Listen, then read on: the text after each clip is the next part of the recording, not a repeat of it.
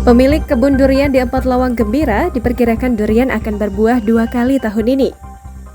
Musim buah durian di Kabupaten Empat Lawang saat ini masih berlangsung. Hal tersebut terlihat dari keberadaan para pedagang durian yang ada di pinggiran jalan hingga pasar.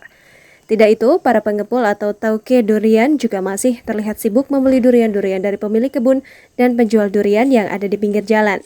Ada yang berbeda dari musim durian tahun ini. Di Empat Lawang dikatakan jika melihat dari kondisi pohon durian tersebut, walau saat ini mayoritas buah yang ada telah matang, pada pohon durian tersebut juga telah muncul lagi putik durian yang baru. Hal ini dapat ditemui di beberapa kebun durian milik warga yang ada di beberapa wilayah seperti Kecamatan Muara Pinang, Pendopo, dan Lintang Kanan. Jang, seorang pemilik kebun durian di kawasan perkebunan durian di Kecamatan Muara Pinang menyampaikan, memang saat ini buah duriannya masih mulai matang. Ia menyambung walau saat ini duriannya sudah mulai jatuh, di sisi lain bunga pada buah durian tersebut terlihat sudah menjadi putik.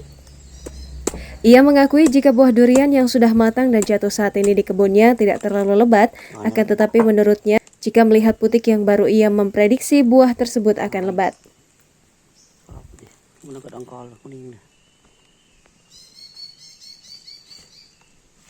Nah,